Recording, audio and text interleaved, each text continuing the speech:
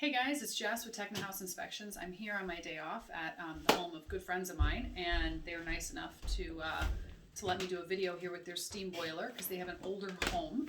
And steam boilers are something usually you're going to find in older homes. This is a steam boiler, not a hot water boiler. One of the easiest ways that you can spot a steam boiler right out of the gate is the sight gauge. And also hot water boilers will have, circulator pumps. A lot of times they're green or red on the sides of them because they're not heating water. This is going to heat water to steam. It's going to heat it to boiling. It's going to flash to steam, and it's going to rise up these pipes, and you're going to have those big tall radiators through the home. So this is a steam boiler. Hot water boilers, they heat the water to a hot temperature, but they have to use pumps to assist it to go through the baseboard heat that runs through the rest of the house to heat those homes for hot water boilers. So the other thing about these older homes that have steam heat is a lot of times, if you'll notice, see the wrap around all these, like these are the pipes, these are exposed now, but you can see this here. Underneath this is an encapsulation, and because underneath this is asbestos, right? And so the thing about the asbestos, a lot of this home was built, 100 years ago, and we used asbestos for a lot of things. And it worked really well as an insulator. It just gave us cancer. So it's very common to have asbestos wrapped pipes around steam boiler pipes. A lot of times at this point it's either been removed, remediated, or it has been, in this case, encapsulated. So it's been wrapped with something to keep those asbestos fibers contained. So that's something to be mindful of if you're looking at a house that has steam heat. Be on the lookout for any exposed asbestos around those pipes. The next thing, so when you walk in and you're looking at a house that has steam heat, the other thing to be mindful of when you look at this right away, you see this is all piping, right? There's no ductwork here. So very commonly, homes that have boiler systems do not have air conditioning unless it has been it's an expensive addition. There are options for it, space pack units and mini split systems, but they have to run ductwork. There is no existing ductwork to put an air conditioner in. So it's a project, but it can be added on. So be mindful of that when you're looking at homes that have a boiler. Verify that there is actually an AC system, because lots of times there is not. It's not a standard thing. So just a little tip. I come across that sometimes with clients that don't realize there isn't AC there. So steam boilers, basically we kind of talked about the difference between them and hot water. This is basically going to heat it. Think of it like a big tea kettle almost.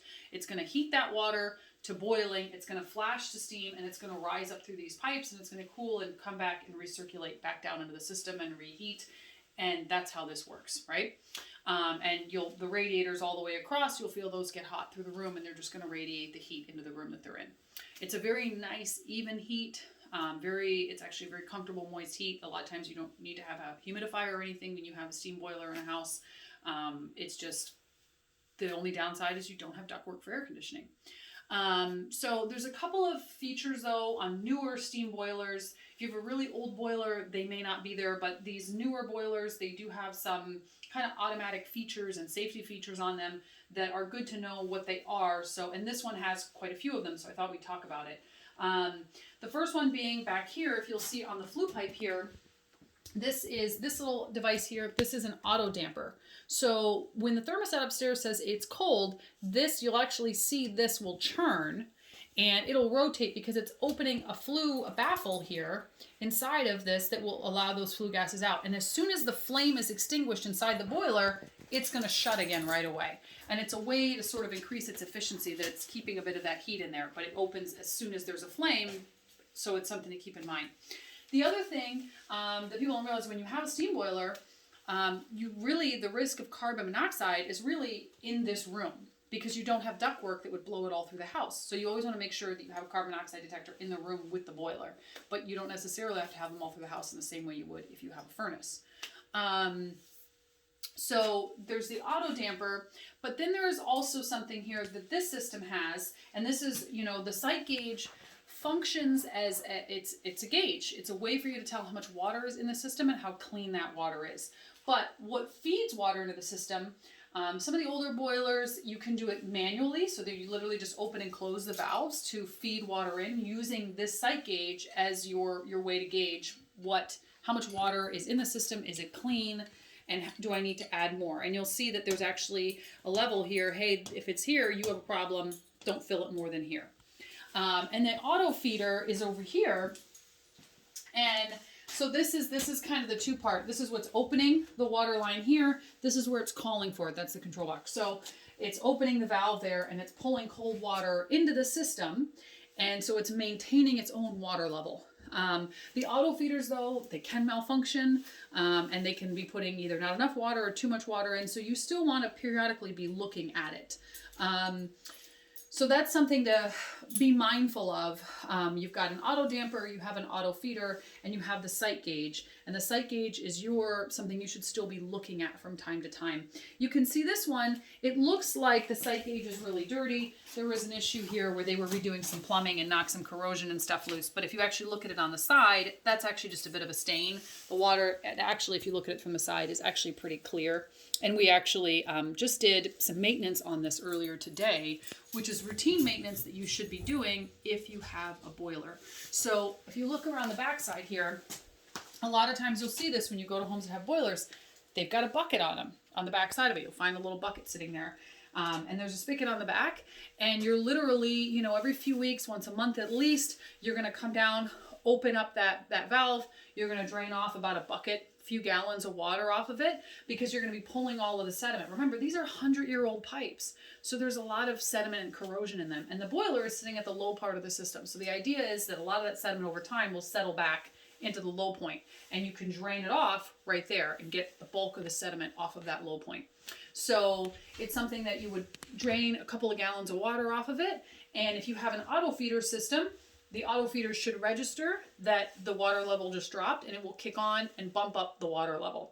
Now you will notice when the boiler kicks on, after you have done that, after you've drained water off, you may notice that because it's building pressure again, it may need to add more water as it's heating and sort of self-equalizing again. So you may notice that auto feeder kicking on and off as the boiler is kind of coming back up to a place of sort of stasis. So that's a very important maintenance item. And your sight gauge can be a good indicator of how healthy or clean the water is in your system. So use that as a good guide for yourself and get in the habit, if you have a steam boiler, of draining water off of it from time to time. It's a good practice to be in. The other thing too that can be maintenance, with these is the radiators themselves. There's not a radiator down here, but basically the radiators, those big tall radiators, if you're ever in a home that has steam heat and the boiler's running and you run your hands across that radiator and it's only heating maybe halfway across, you feel, oh, these ones are cold here. There could be a clog, right? So you can actually open those up, and they call it bleeding the radiators. On the end of it, there's a little valve. And you want to wear gloves when you do this, but while the boiler is running, because there may be air that's trapped in there, a little bit of sediment or something, but air has gotten trapped, and you can open that up on that side, and you'll feel the heat coming across those coils. Okay, it's getting hot here, it's hot here now, and by the time you feel it in the one before the last, that's time to put that back on. It should be able to just be hand tight, because a little bit of water will spit out, and at the point that you see a little bit of water, you've pushed all the air out now. Right? So you can go ahead and tighten it back down, and it should be heating all the way across. And sometimes, depending on the way your system is, you may have to bleed radiators more frequently. It may never be an issue with certain radiators. Some of them may be a little more finicky. So if you do have a home that has steam heat and you're noticing, oh, this isn't heating all the way, it may be a good time to bleed that radiator. So that's pretty helpful. So there's just a few things when you have a steam boiler that you want to be mindful of to keep it in good working order. But they are a great heating system, more common in older homes. So if you're looking at something that was, early 1900s, and in some parts of the country, steam heat is still pretty common. But here it's usually in older homes, homes that were built after this one. This was built in, the teens, basically. Homes that are built after this one, oftentimes they'll have more likely to have hot water boiler systems. So I thought this was a good chance. I was over here on my day off, and I thought it was a good time to talk to you guys about steam boilers. So, all right, take care.